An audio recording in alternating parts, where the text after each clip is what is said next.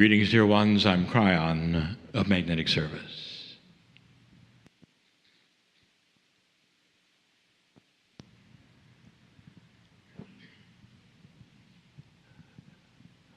There are so many messages that we have given over the years.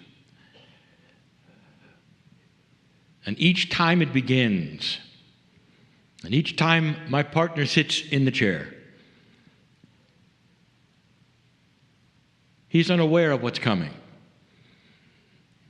But he's often presented with emotions. And the emotions come from that which is the other side of the veil and often corresponds with the kind of message that is going to be given. And if it's going to be scientific, there will be a certain kind of emotion. If it's going to be informational, a certain kind of an emotion. But when it's going to be about the love from the other side of the veil to you, he knows it. And that's what this is. We go from channelings which are filled with revelation, history, beauty, to ones that are simply loving, with no agenda of teaching. This is an exposition of who you are. And to do this correctly, I want to tell you this. Again and again, I've said this. You need to hear it now, again. Those of you in the chairs need to hear it. I know who's here. Spirit knows who's here. The creative source who made you knows who's here. You do not live in some kind of vacuum.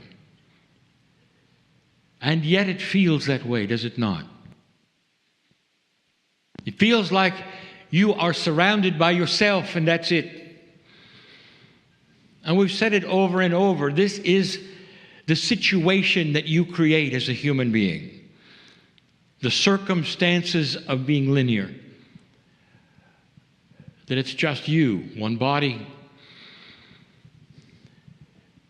And as you walk around, it's just you. But that is not the case at all. The soul that you have, that you call many things, the higher self, that which is grander, the innate, goes way beyond that which walks around in biology. There's pieces and parts of you that are connected to every single other human on earth. There are pieces and parts of you that are connected to the other side of the veil. You belong to what is called the soup of God, a group, not just of entities, a group that is the fiber of all things. The piece of God that is in you, the section of God that is in you, is connected to all things. And that hides so completely from you. It hides so much that those of you in sorrow and depression, frustration, will go into the corner by yourself,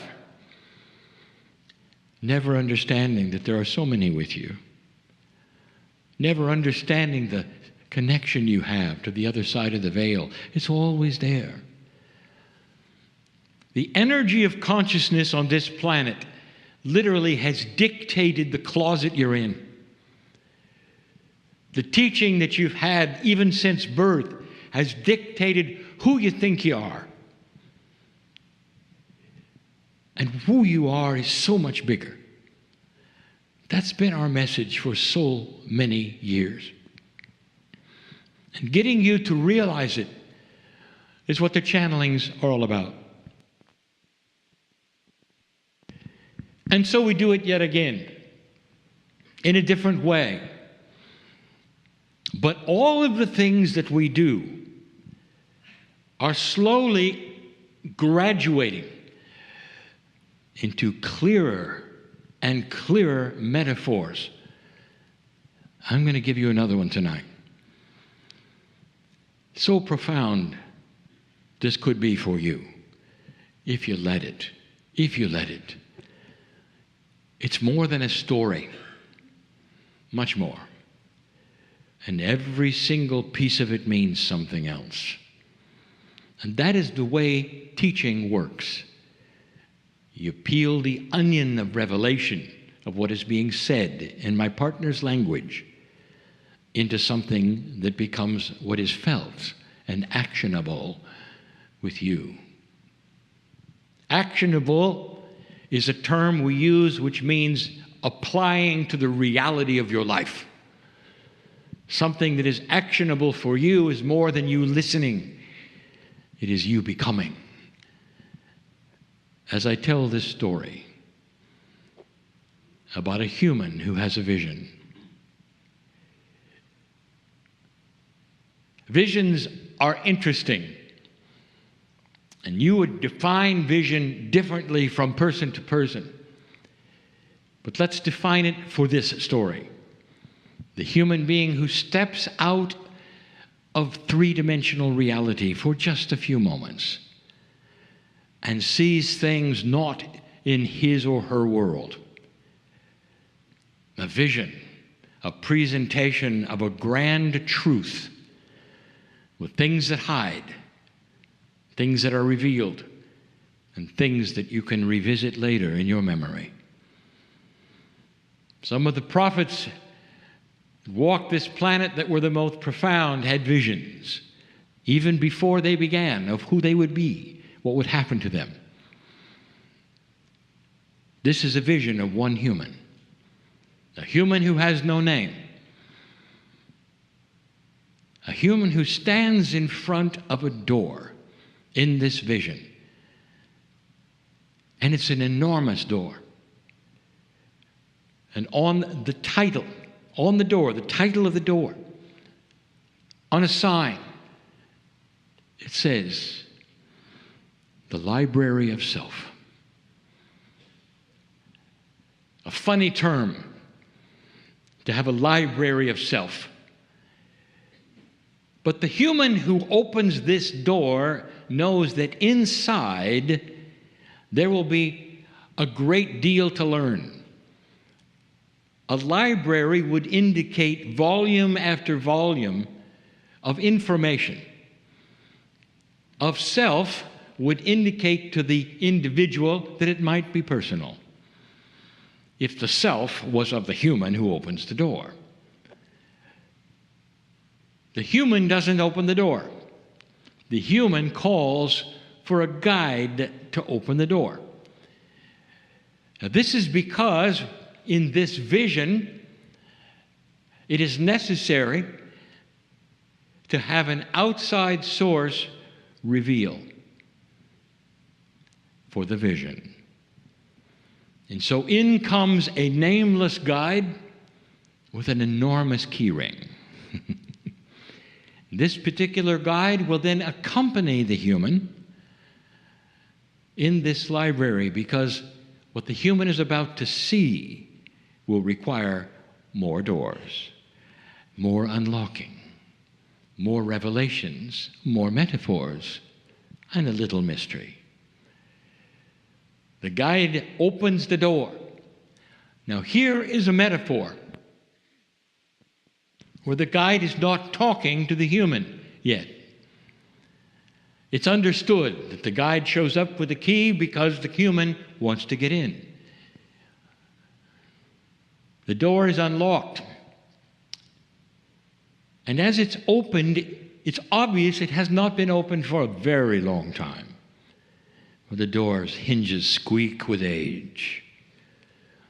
A dim light is there, but the light starts to increase as the human goes in. Without an apparent switch or torches or anything you might expect to create the light, the human arrives and the light is turned on. And immediately the human does not see a library with shelves or books, but a hallway with more doors. And the doors have names on them of things you would expect in a library, subjects to be discovered, to be examined. There is no necessarily order in this hallway. The human can start anywhere. But the human in question with this vision sees the labels. And the first one is how things work. That is really interesting. You might have even labeled it physics or science or chemistry. It's how things work. You see some of the other labels on the other doors. There's one called history, one called past. There's one called relationships. There's subjects. And in every library, he doesn't know what to expect. Behind each door, could it be a giant room filled with books, information? The library of self. He motivates immediately toward how things work, looks at the guide gets out the key. Now, they didn't exchange any words, and there was no permission. May I go in? There was none of that. There was, guide, would you please open the door? There was none of that. He simply looked at the door, and the guide arrives with the key. The door is open, and a vast room is revealed. How it works, literally, is all of the processes of the universe, all of the physics, all of the chemistry, even the multidimensionality of entanglement and beyond, consciousness that becomes physics, graduate planets, how it works. Thousands of books, balconies of books, ladders that would reach seemingly to the sky with a light. And he realizes, I'll never get through this. I'll never get through this. The reaction is interesting to the human who looks at it and says, it's overwhelming. I don't think I'll begin.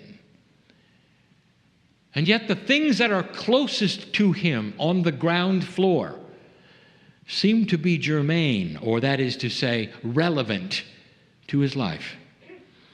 How things work for him, for her, in this human. And the human begins to read certain things and finds, oh my goodness, I never knew this. That explains this. Wow, think of the things in this room. If I could only stay here. In the vision, there is an assumption of a time that is going to end. In other words, the clock is ticking for the vision, and he can't stay very long. And so the human knows that there is no time to study everything, but the vision says it's all there. The human wants to go to some of the other rooms. If there's time, I'll come back. This one is absolutely fascinating. It's all about how things work, and some of these things explain what has happened to me. How things work is not just physics and chemistry. Wow, it's intertwined with my life on how things have happened physically for me in this lifetime, what it is. Can you imagine such a library that touches on the core of what you've been through from your birth to now? You're overwhelmed with the fact that all was known and is in a book. He leaves the library, closes the door, and it's locked. Now, there is a symbolism here that says that the human is only allowed to look at one library at a time. That symbolism is that the human is linear, still linear. In this vision, still linear. But as the human begins to open the doors, he realizes that even that is starting to change. Could it be that the human is changing even as the library is examined? That's something to think about. He peeks at another door which says history. He's not really into a lot of history, but he knows that beyond that door there are things that no one knows. Some things that have been mysteries forever. He looks at the label on the door, and the guide opens the door. Again, he enters. A light starts to come with him as he steps around, and he starts to see another library, segmented into areas, civilizations that he's never heard of. The ones he has heard of is one section, the ones he's never heard of in other sections. And there are section after section after section, civilization after civilization, names he doesn't know, writing he doesn't recognize. Phenomenal. The ones he does recognize, he sees. He recognizes the words of the civilizations that he knows about. And he starts to read. And he says, I never learned that in school. I didn't know that. Look at this. They were here before these and those, and wow. This is an amazing thing. Things that go beyond anything that I've ever learned in school are right here. Right here. Again, he's cognizant of the clock. He realizes there are so many rooms. There are huge libraries to see. Oh, there are so many volumes, thousands, tens of thousands, describing civilization, history, how things work, how he's related to all of it. He exits this library and goes back into the hall and sees the next room is called the past. Oh, what's the difference between history and the past? He's about to find out. He looks at the label on the door and it opens. The guide is there with the key. Different keys, different doors. The light follows him in because of his presence as a human. And then he sees it. Not books, but crystals. And each crystal has its own story. And he realizes, just from the training that he has had as an old soul, he has entered the library of the cave of creation. And in this is not history, unless you call his, her history. It's the history of the human. Each crystal represents a lifetime on the planet.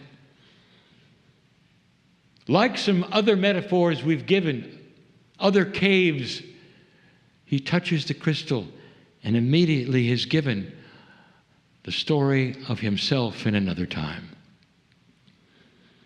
She has another name, this human. He has another name, this human. There is another gender. One time a man, one time a woman. They're not lined up in any order. They're all the same size, and there are thousands.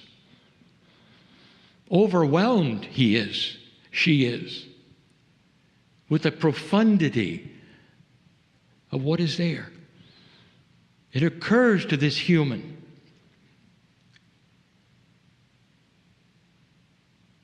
that they have been here forever, as long as Earth has allowed humans to be here. There's a crystal for every lifetime. We once gave you a metaphor, a puzzle. And it involved Jason and the cave. And in that, the human called Jason was so enamored with touching the crystals that he never got out. He spent his life touching crystals to find out who he used to be. That's how attractive this is. But she Didn't spend that long because there were more. There were more things to show and tell. I'll come back here if I can. It's fascinating. Just a few crystals that were touched brought her into a lifetime with all the facts and the people, the relationships were there. It's almost like the human was living it again. You've gone from books to crystals. You've gone from how it works on paper to touching a crystal and having other visions within a vision. The further you go, the more doors that are open, the more you become multidimensional outside of linearity. Out in the hallway, more doors, more labels. There was one that was attractive, and yet it wasn't. I'll just go there right now. A label on the door. Death. Do I go there or not? What does it mean? Is this vision someplace where I'm going to die? Behind the door, is there an indication of how long I last? Doesn't have a very good name to a human being, does it? Death. She looks at the door. Nothing happens. Where's the guide with the key? I'm brave. I'll see what it does. I'll see what happens here. Where's the door? Key. Where's the guide? And then the human looks at the door closely and sees there is no doorknob. I want you to get this clear. The room is fake. You can't open it. It doesn't exist. The metaphor of the library and the room and the door, there is no death. Profound it is for you to see this, for the human to realize this in the vision. Death would mean that the soul does not exist, and it always does and always has and will forever. In the vision of metaphysical things and the truth, there is no death. There is no way to open the door. There's no way to unlock the door. It's something that doesn't exist. And if you could open it, it would be a brick wall. Are you getting this? More doors, more labels, more things to see. There's one called relationships. What could be in there? You already had the crystals to talk about what you've lived and what you've expressed, and you've had indication of how things went for you. You've had your past lives, all of these things. Science, history. It had to encompass relationships. So what could be behind this door? It gets better as it goes, doesn't it? Looks at the door, and out comes the guide. And this time the guide speaks. And the guide says, be ready for this. And unlocks the door.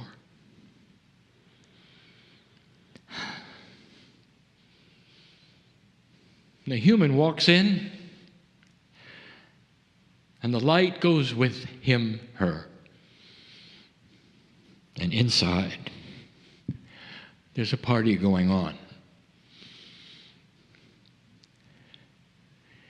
And it's a party with everyone that human has ever been involved in all the lifetimes on the planet. The ones they've loved and lost, the ones they still know. It's almost like every soul was there. And they look young and they look beautiful, just like they met them the first time. If it's a mother or a father from any lifetime, it's when they were young and beautiful with you as a child. If it's a spouse, it's when you married them.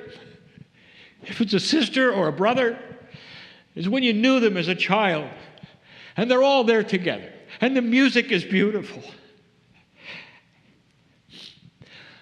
And it's so emotional because it's real. You see, there was no death. Are you getting this? There was no death. The room of relationships is a promise to you, dear human being. A promise, a reality that you should know is in your library. There's a party outside.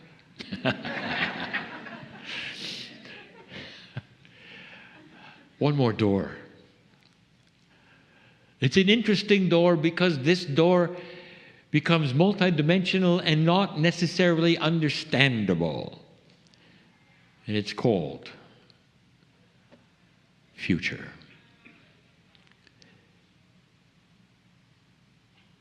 The guide opens the door, the human goes in. The light is enormous, bigger than it ever has been when generated by the human in any other library. It's the biggest room of all. Enormous. But what makes it strange is it's totally and completely empty. Do you get the idea? It's empty because it hasn't been created. There are those in this room and listening to this channel that believe the future, even of this life they have now, is going to be filled with the same kinds of problems and strife that they've had all their life. It's not an empty room. It doesn't have them creating anything. They don't have the ability to understand that tomorrow is a blank page, and that you do not have to carry the burdens of yesterday into tomorrow. Or what you have today that makes you fearful, you can drop on the floor right now and walk into a light that is your creation for tomorrow, a new human that you are. The doors are shut. The light goes dim. The vision is over. Those of you who wish to analyze this will find stories within stories. Everything means something else. But let me tell you something that you probably have already gathered. The multidimensional human being that you are, in your own DNA, has this library existing. It is in you today. It is yours. And you don't need a vision to access it. This is the promise of the shift. The ones who seeded you finally were able to walk into this library themselves of their own, to see who they were, what they could do, how everything works, the physics of consciousness, the benevolence of belief, the beauty of compassion, as they walked through a society that eventually had no more war. A society that could see the God within and the God without until it finally merged. This is possible with this planet and this civilization because of the shift that has just occurred a few years ago. You are on the infancy, in the infancy, of something enormously grand that will develop over lifetime after lifetime. That is what has happened on this planet. This library inside you exists. Some of you, if you wish, may open any door. You don't need a guide. Dear ones, the guide was necessary in the old energy. The keys are yours. If you want to know really what happened, as you enter what we call the 11th civilization on this planet, you want to know really what happened in that shift in 2012? The whole setup of the nodes and the nulls, the magnetics, all of that gave you the keys to the library. It's here. It's inside you. It's magnificent, and it's discoverable in all of its pieces and parts. Which one are you going to go to first? Which one? You're all very different. You all have the issues that a human who is unique has. And each of you will decide, based upon this short little channel, which library room do you want to enter first? What do you need?